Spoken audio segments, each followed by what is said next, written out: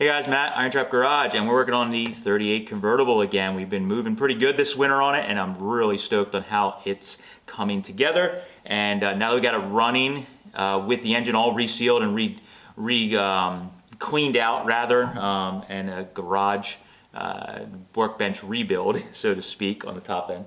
We got it all back together, and it seems to run pretty good, but we don't have coolant in it, so we can only run it for a few seconds. So Steve and I are working off camera, getting the radiator all sorted out, figuring out the cooling hoses and the fan and mounting of everything. They had, as with a lot of this car, when they did this car, a lot of stuff's kind of not quite right. So they had the radiator, we thinking crooked and a little too close to the fan, all that stuff. So we're working on that.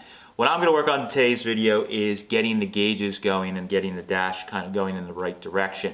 Once we get this thing with coolant in it, that we can actually start and let it run a little bit longer, I wanna be able to move this around and see what's going on with the engine, oil pressure, coolant temp, all that stuff. So this is kind of the next thing that's holding us back, and then I can, once I get this done, we can let Steve kind of do his thing and rewire some stuff and get everything going and even more like a car. So I got these gauges that are like universal, nostalgic gauges. I'm trying to go the easy route with this car, so some stuff that I normally am really picky and I'll custom make a gas pedal setup from scratch. It takes me days or whatever.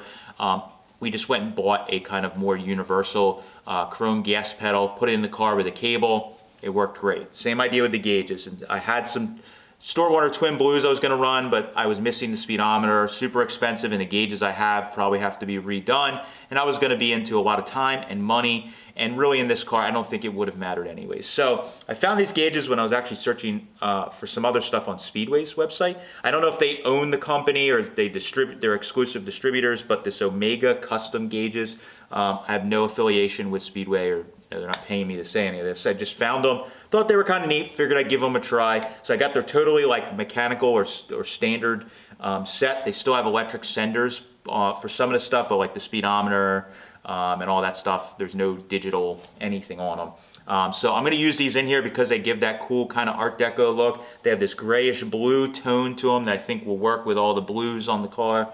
And again, it'll be easy because they all just will go in and they will just work right out of the box because they're new gauges. So I'm gonna get the dash out of the car, work on rearranging some stuff and doing some cutting and welding, and try and get these gauges in the dash by the end of the video and looking a lot cooler. So let's get started.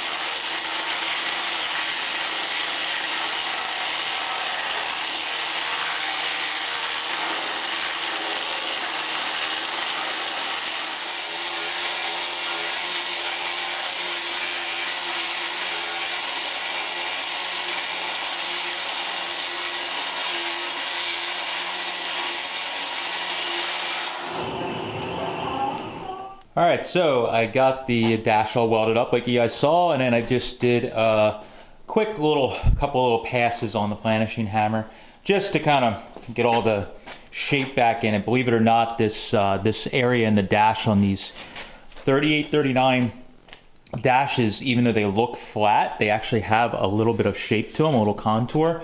So I was putting that contour back in it. It's very light. I kind of was being lazy. I really should have, these two pieces that I welded in, I probably should have put the contour in them first so that there wasn't as much shrinkage that, you know, caused the distortion. But luckily having the planishing hammer, you can be a little lazy. I can put the shape right back in it. So got the shape in it. I didn't go crazy with getting every little pit and low spot, you know, in it from welding it out of it. It's going to get a quick little coat of filler before we paint it and everything, and that should be just fine. So now we got this all filled up and back to kind of like ground zero. Now we're going to punch some holes in it. So the gauge, these are over here.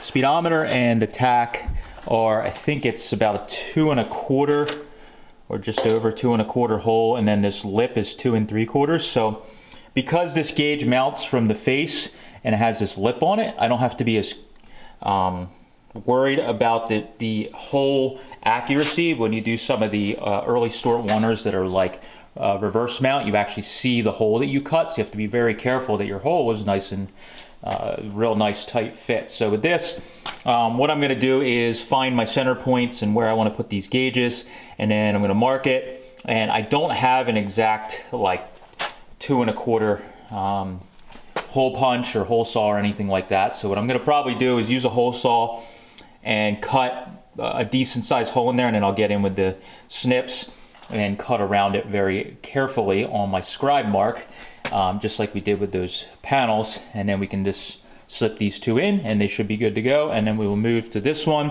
I'm going to end up cutting this radio area out for the speaker. And then I'm going to put a piece back in there, same process, weld it all up, then we'll sand it, mark it out, and we'll punch our holes, same thing for the 4 gauges that go in there. But that was the big part that was welded up, so start marking it out and at least get the speedometer and the tack in place.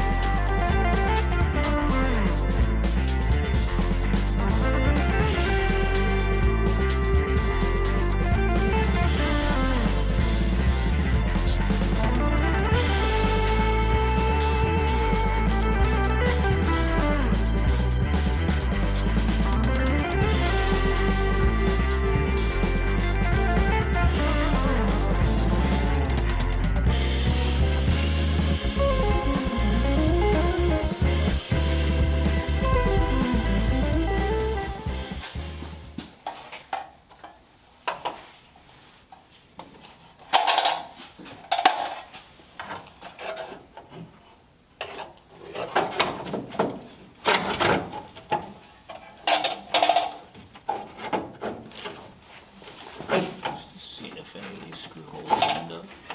This one just lined up. Yeah, I mean, for now, just to hold it. Yep.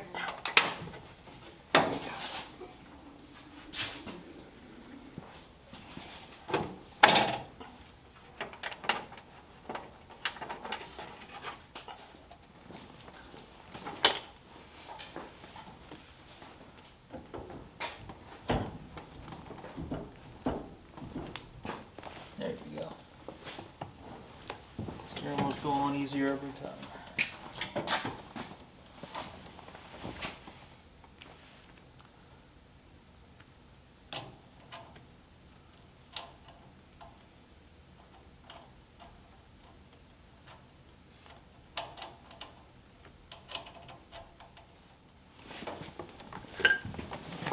Take the clips for that little center button, center Oh, button. okay. I don't have the clip to hold it on. Somebody sent me some photos. They're just little spring clips. All right.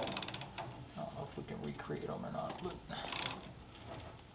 yeah, that looks cool. Yeah, it does. I dig that. It was a neat wheel.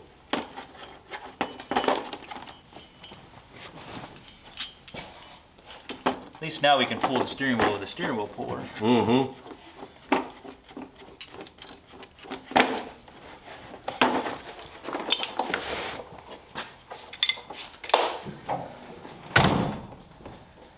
All right, so Steve and I got the dash back in, threw the Mercury accessory wheel on. We fixed the steering column tube. They had cut down low, I guess, to make it easier to remove, and the tube was flopping around. So we fixed a bunch of that stuff.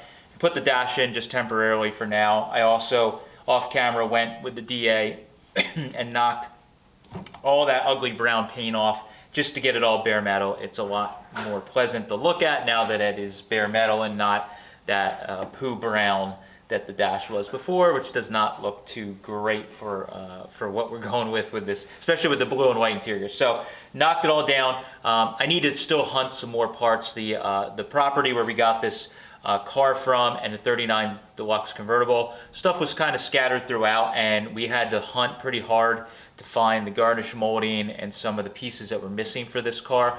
And the stuff that we're still missing, like the ashtrays and this trim around the gauges, I'm sure is there. We just didn't find it yet, or maybe we overlooked it because it was so overwhelming. So we're hoping to go back there and dig around a little more. I'll have a checklist of stuff the car's still missing.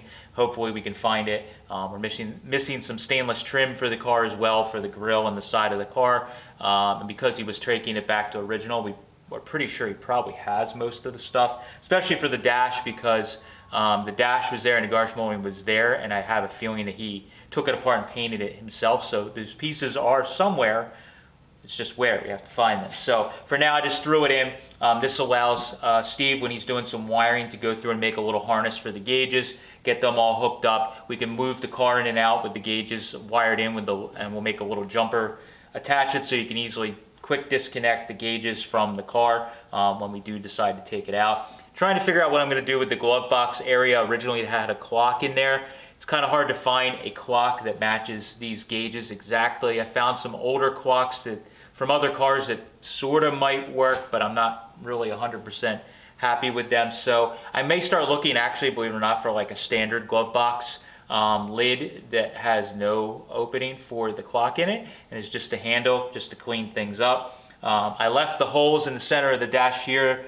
This square hole I'm probably going to weld up eventually, but we're going to leave these two holes for headlight switch, choke knob in there, because it's a mechanical choke on this car. I left the original start button. We're going to reuse that, and then we're going to rebuild the steering column drop and the ignition stuff here, and we'll use the original key and ignition switch just like the car had when it was 6 volt and all stock. So, but huge improvement in the car, getting these gauges in, getting it all stripped. It's kind of rolling in the right direction. We got the car running and moving under its own power. We're working on getting some the radiator in, getting some coolant in so we can move it. We get the gauges hooked up, and soon, fingers crossed, we might be able to take this around the block, which is kind of crazy to think about, but we are very, very close. We know the engine runs good and isn't going to overheat or anything. We just got to get a radiator in and coolant in it, and get the gauges hooked up. And yeah, we could take this around the block, which is kind of crazy. So I think it's realistic